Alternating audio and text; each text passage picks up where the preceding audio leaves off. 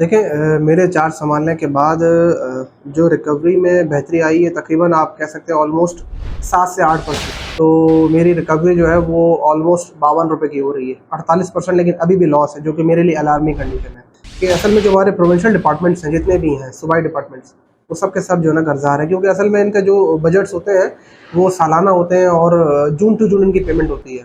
तकरीबन ऑलमोस्ट जो है ना वो मेरे ख़्याल से साढ़े 4-5 अरब जो है ना वो, ठीक है ना, इन डिपार्टमेंट्स को मिलाया जाए तो उनकी है। बाकी अगर हम बात करें जो हमारे डोमेस्टिक कंज्यूमर्स हैं, इनके ऊपर भी जो है वो एरियर्स ऑलमोस्ट मेरे ख़्याल से तकरीबन कोई 3 साढ़े 3 अरब है इनके ऊपर। देखें मेरे चार्ज सँभालने के बाद जो रिकवरी में बेहतरी आई है तकरीबन आप कह सकते हैं ऑलमोस्ट 7 से 8%। 7 से 8%, यानी कि पहले अगर हमारा फिगर जाता था 43%, 44%, अभी हम लोग 53-52 को हम लोग रीच कर रहे हैं ना। यानी कि अगर मैं मिसाल के तौर पर महीने में ₹100 की बिजली बेच रहा हूँ, तो मेरी रिकवरी जो है वो ऑलमोस्ट ₹52 की हो रही है, 48%। लेकिन अभी भी लॉस है, जो कि मेरे लिए अलार्मिंग कंडीशन है। अच्छा, दूसरा सवाल ये है आपसे कि वो जो आपके इदारे हैं जी और दूसरा आपका घरेलू साथी, जी जी जी। इदारों पे जो है कितना ड्यू है अभी तहसील बसनी में, और घरेलू साथी और कमर्शियल हैं उन पे कितना ड्यू है?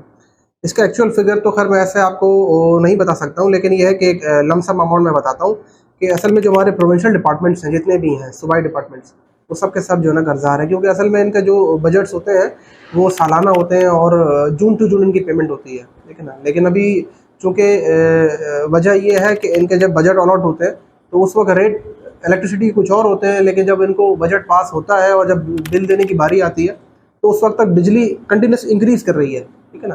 देखिए पिछले अगर हम 1 साल का फ़र्क देखें तो 1 साल में यूनिट्स के अंदर बहुत ज़्यादा फ़र्क आ गया है फ़ी यूनिट में ना। तो इस वजह से ये सारे के सारे इदारे जो है ना कर्ज़दार हैं। तकरीबन ऑलमोस्ट जो है ना वो मेरे ख़्याल से साढ़े 4-5 अरब जो है ना वो, ठीक है ना, इन डिपार्टमेंट्स को मिलाया जाए तो उनकी है। बाकी अगर हम बात करें जो हमारे डोमेस्टिक कंज्यूमर्स हैं, इनके ऊपर भी जो है वो एरियर्स ऑलमोस्ट मेरे ख्याल से तकरीबन कोई 3 साढ़े 3 अरब है इनके ऊपर भी ना, ठीक है ना। ये मैं एग्ज़ैक्ट कन्फर्म नहीं बता सकता हूँ आपको, ठीक है ना। तो ये है कि फर्दर डिटेल्स मैं आपको जो है से नीचे शेयर कर सकता हूँ, वैसे शुरू। अच्छा, दूसरा सर सवाल ये कि घरेलू सार्फिन और कमर्शियल जो सार्फिन है उनकी तरफ से ये शिकायत आ रही है कि इदारों की वो जो तहसील की जानिब से इदारों की तरफ से ऐसा जो है एक्शन नज़र नहीं आता जितना जो है हमें वो हमारे ऊपर जो है एक्शन दिया जाता है। अच्छा अच्छा। हाँ, इसके बारे में सर आपका क्या मौक़िफ़ है? आप जो है क्या देखें हम इदारों से भी राब्ते में हैं और इदारों की भी डिसकनेक्शन किए हैं, लेकिन इदारे डायरेक्ट पब्लिक से रिलेट बहुत कम करते हैं, बहुत कम करते हैं। सिर्फ 2 इदारे ऐसे हैं जो डायरेक्ट पब्लिक से रिलेट करते हैं, एक बिजली का और दूसरा पानी का, ठीक है ना। बिजली के हमने खुद यानी ज़िम्मेदार हैं, और जो पानी का डिपार्टमेंट है, जब हमने उसका पानी बंद किया पूरे शहर का, तो उसके हालात आपके सामने थे, ठीक है। इसके अलावा B&R डिपार्टमेंट, उससे पब्लिक का कोई कंसर्न नहीं है, ठीक है ना। फिशरीज डिपार्टमेंट कोई कंसर्न नहीं है, फिश हार्बर का डिपार्टमेंट कोई कंसर्न नहीं है उसका, ठीक है। उनकी बिजली कटती है तो उनसे उनका काम नहीं रुकता है, उनका काम चलता रहता है, ठीक है ना। कस्टम्स हो गया या इसके अलावा हमारे जो और भी फेडरल गवर्नमेंट के डिपार्टमेंट्स हैं, अगर वो भी बंद होते हैं तो उससे कोई सरोकार नहीं है, तो इसलिए डायरेक्ट इम्पैक्ट उनको लोगों को नज़र नहीं आता, ठीक है। लेकिन यह है कि जैसे PHE डिपार्टमेंट है, इसकी हमने बिजली बंद की तो उसका इम्पैक्ट उनको डायरेक्ट नज़र आया, ठीक है ना। इसी तरह सारे इदारे हमारे कर्जदार हैं, मामदार हैं, लेकिन यह है कि इम्पैक्ट लोगों को डायरेक्ट नज़र नहीं आता।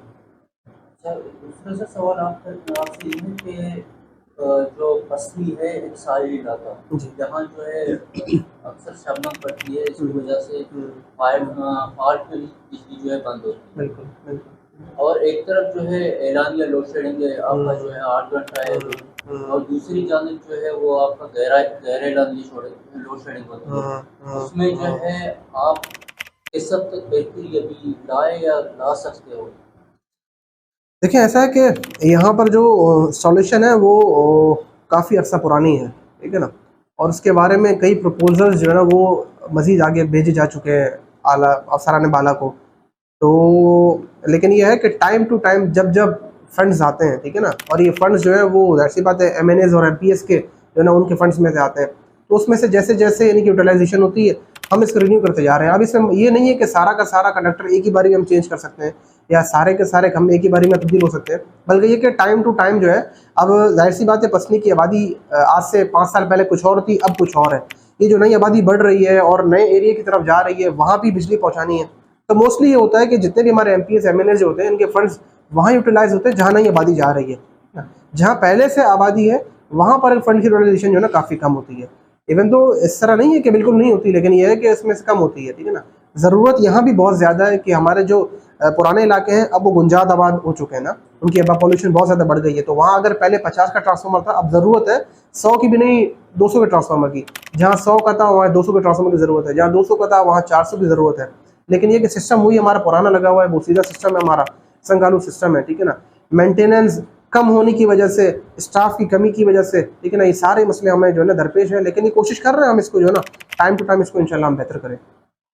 अच्छा सर, आपने जैसा बताया कि स्टाफ की कमी है, जी बिल्कुल बिल्कुल। आपके जो है लाइनमैन हैं चार लाइनमैन तकरीबन मेरे जो में 4 हैं, वो जो 2 सुबह ड्यूटी करते हैं और 2 जो है शाम को ड्यूटी करते हैं रात का। अगर आप ऐसे जो है कोई शेड्यूल तरतीब दें कि 2 जो है पीरियड 1 पे लगाएं, वो जो लाइनमैन हैं, और 2 जो है पीरियड 2 पे लगाएं, वो अगर ड्यूटी कर लें 24 घंटे। और असल में मैं आपको क्लैरिफाई करूँ, इस वक्त हमारी सेंक्शन स्ट्रेंथ जो है ना वो 80 प्लस है, 82 83 84 तकरीबन इतनी स्ट्रेंथ है। और इस वक्त काम करने वालों की तादाद 29 है, ठीक है ना। तो 29 और 82 का मवाजना तो नहीं हो सकता है ना, ठीक है ना। मतलब आधो आध का फ़र्क आ गया। मैं इस वक्त अपनी 33% पे काम कर रहा हूँ, ठीक है ना। ये जितने भी मेरे काम करने वाले लोग हैं ये अपनी फुल एफर्ट्स दे रहे हैं, ठीक है ना। और मैं चैलेंज के साथ लिख के दे सकता हूँ, मुझे कोई ऐसा पब्लिक से रिलेटेड डिपार्टमेंट बताएं जिस पाबंदी से वापडा काम कर रहा है, उस पाबंदी से डिपार्टमेंट काम कर रहा है, ठीक है ना। कोई सूबाई गवर्नमेंट डिपार्टमेंट में इस तरह काम नहीं कर रहा जिस तरह हमारा वापडा डिपार्टमेंट काम कर रहा है पसली के अंदर, ठीक है ना।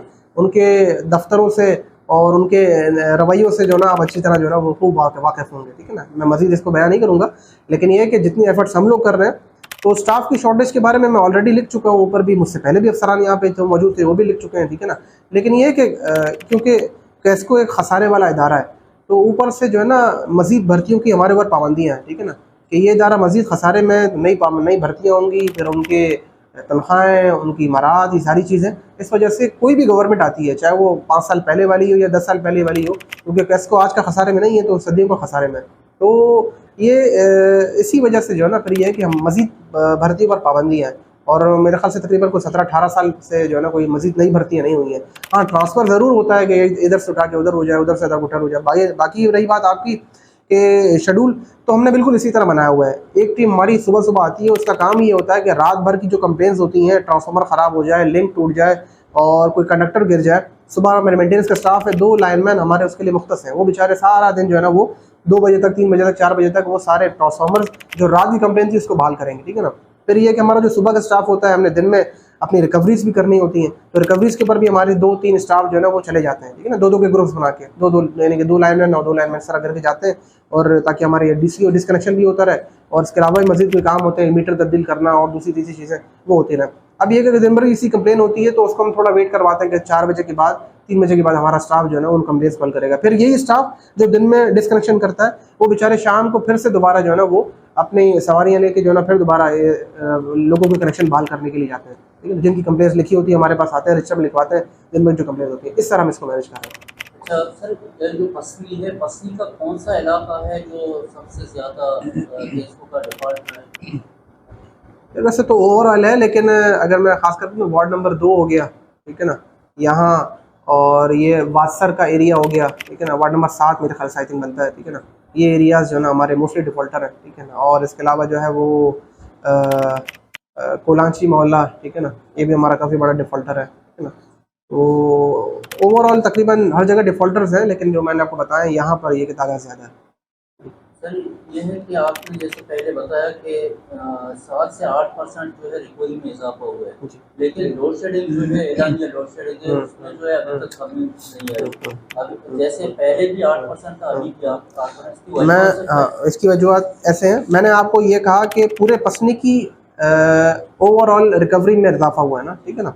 उससे मुराद ये हरगिज़ नहीं है कि पसनी के डोमेस्टिक घरों में जो है ना इजाफा हो गया। डोमेस्टिक का लेवल अभी भी तकरीबन उतना ही है, ठीक है ना। जो मैंने आपको शुरू में बात कोट की कि इस वक्त भी पसनी 1 फीडर के 48% लॉस है और पसनी 2 के 46% लॉस है, ठीक है ना। 48% और 40% से यानी कि बनता ये है कि 100 रुपये की अगर बिजली बेच रहा हूँ तो 48% अभी भी 48 रुपये की बिजली मेरी चोरी हो रही है, और सिटी 2 फीडर के बाद 40 रुपये की बिजली चोरी हो रही है, ठीक है। अच्छा, रही बात ये जो मेरे रिकवरीज बढ़ गई हैं, ये कि इसकी वजह क्या है, ठीक है ना। अच्छा, ऐसा है कि पसनी जो हमारा सब डिवीज़न है इसके अंदर एक हमारा सब ऑफिस ओरमाड़ा भी आता है। ओरमाड़ा के अंदर हमारे पास जो है वो नेवी हमारे कंज्यूमर्स हैं, पाकिस्तान नेवी, ठीक है ना। महीने की 4.25 करोड़, 4 करोड़, 4.5 करोड़ की जो रिकवरीज हमारी सिर्फ नेवी से आती हैं, ठीक है। अच्छा, इसके अलावा पूरे मकरान में जितनी फैक्ट्रीज पसनी में है इतनी कहीं पर भी नहीं है, ठीक है। तो ये जो फैक्ट्रीज हैं ये हमारे पास एक तरह से जो ना 100% पेमेंट होती है हमारी इनकी, ठीक है ना। इनका इस तरह नहीं है कि 1 महीने का उधार हो जाए और 2 महीने का उधार हो जाए, इस तरह हम बर्दाश्त भी नहीं कर सकते क्योंकि इनकी पेमेंट्स लाखों के अंदर होती है, ठीक है ना। तो इनका भी कम से कम रेवेन्यू सब मिला मिलू के तकरीबन 3-4 करोड़ इनका बन जाता है, ठीक है ना। बाकी जो डोमेस्टिक है ना वो बहुत ही मुश्किल से कोई 1 करोड़ की रेवेन्यू होता है हमारा सारा डोमेस्टिक मिला के। इसके अलावा भी गवर्नमेंट डिपार्टमेंट्स हैं, दूसरे कोस्ट गार्ड है, हमारा कस्टम्स है, ठीक है ना, ये भी हमारे कंज्यूमर्स हैं, ठीक है ना, ये मिला के। तो जो हमारी रिकवरीज बढ़ी है ना उसकी एक समझ ले कि एक वजह ये भी है कि अब हमारे पास 2 नए कंज्यूमर्स में इजाफा हो गया है। वो हमारे कंज्यूमर्स जो है वो इंडिपेंडेंट फीडर्स हैं, एक पाकिस्तान एयरफोर्स का फीडर है और एक हमारा ओमानी ग्रांड हॉस्पिटल है, ये फीडर्स हैं। इनकी इस तरह से बाय लक बाय चांस समझ लें कि जब मैं आया हूँ तो ये इनकी पेमेंट में इजाफा होना शुरू हो गया, ठीक है। ये 2 फीडर्स हैं। रही बात डोमेस्टिक की, डोमेस्टिक में भी जाहिर सी बात है हमने सख्ती की है, तो वो कंज्यूमर्स जो पैसे नहीं देते थे या बिल्कुल इनके बिल से बेजार थे या फिर बिल का उनको वास्ता ही कोई नहीं था, ठीक है ना, अब वो भी आते हैं, हमसे रुजू करते हैं और इंस्टॉलमेंट में जो है वो पेमेंट जमा करवाते हैं। अगर मैं सिर्फ डोमेस्टिक की बात करूँ तो डोमेस्टिक के अंदर ज़्यादा इजाफा नहीं हुआ, मेरे ख्याल से आई थिंक 3-4% इजाफा हुआ है, ठीक है ना। लोड शेडिंग, रही बात आपकी लोड शेडिंग के अंदर तो कमी क्यों नहीं आई है, ठीक है। हर वो हमारा फीडर जो 100 रुपये की बिजली खरीदता है और 100 रुपये पे कर देता है उसके ऊपर लोड शेडिंग नहीं है। ओमानी ग्रांड हमारा जो फीडर है वो हो गया, पाकिस्तान एयरफोर्स का हो गया, नेवी की फीडर्स हो गए, इनके ऊपर कोई लोड शेडिंग नहीं है क्योंकि जितनी की बिजली हमसे खरीदते हैं उतनी की बिजली हम इनको इनके पे करते हैं, हमें पैसे ना। डोमेस्टिक में अगर 100 रुपये की बिजली में बेच रहा हूँ और 50 रुपये जमा कर पा रहा हूँ तो सीधा सीधा इसका असूल बनता है कि 12 घंटे बिजली और 12 घंटे लोड शेडिंग, ठीक है ना।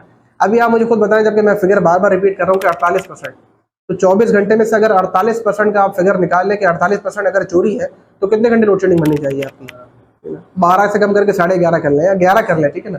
इस वक्त सबसे कम लोड शेडिंग मकरान के अंदर, पसली के अंदर की जाती है, ठीक है ना। ये मैं आपको क्योंकि ऑफिशियल चैनल के ऊपर मैं आपको इंटरव्यू दे रहा हूँ तो मैं ऐसे नहीं कह रहा हूँ हैंकी पैंकी नहीं है, बल्कि ये असल वसूख की बात है, ठीक है ना। आप बेशक गवादर से कंफर्म कर सकते हैं और तुरबत से कंफर्म कर देते हैं, लेकिन इसकी वजह यही है कि ओवरऑल पसनी की जब पेमेंट जमा होती है तो पसनी की पेमेंट ज़्यादा होती है।